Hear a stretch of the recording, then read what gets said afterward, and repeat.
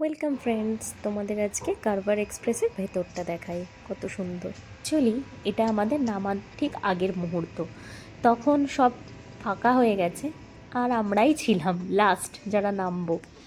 তো ঢোকার জায়গাটায় এরম একটা বাটন থাকে, ওটা প্রেস করলে গেটটা খুলে যায়। তারপরে এরম সুন্দর লাল রঙের সুসজ্জিত সিট তোমাদের বসার জন্য, আরাম করে যাতে বসে চারিদিক দেখতে দেখতে নিজেদের জার্নিটা কমপ্লিট করতে পারো। কিছুটা যেতেই এরকম দুপাশে দুটো র্যাক রয়েছে, যেখানে আমরা আমাদের জামা কাপড়ের যে লাগেজ থাকে সেই লাগেজগুলো রাখতে পারি। সিটে নিয়ে বসার কোনো ঝামেলাই নেই, নো টেনশন, ওখানে সুন্দর করে সাজিয়ে রেখে দাও।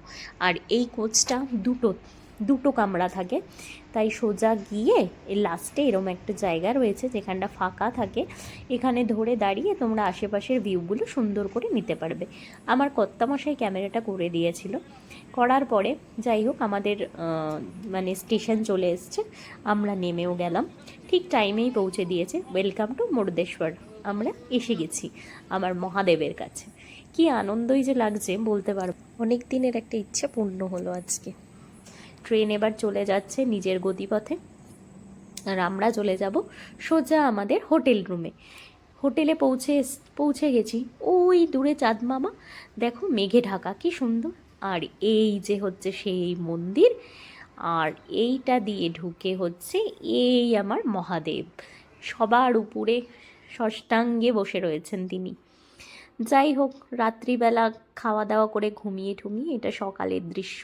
হোটেলের বাইরে থেকে এইরকম দেখা যাচ্ছে সমুদ্র, আর ঘর থেকে বেরোলেই মহাদেবের সেই মূর্তি, আর ওই দূরে সেই মন্দির। এখানে রয়েছে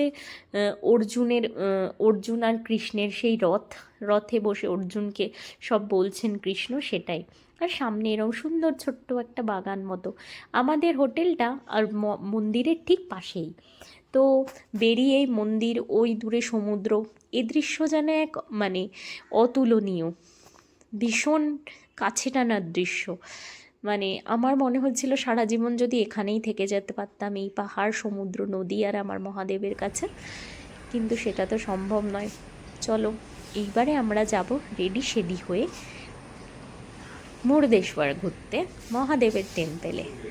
এখন সকালের একটু আমেজটা নিচ্ছি, তার সাথে সাথেই হঠাৎ করে জানলার পর্দা সরিয়ে দেখলাম সমুদ্রের ওই দূর থেকে একটা যেন রেনবো একটা ছুড়ে দিয়েছে এই পাশে। কি সুন্দর লাগছে না দেখতে, এ এক প্রকৃতির অপরূপ দৃশ্য। পরের ব্লগে আরও কিছু দেখাবো।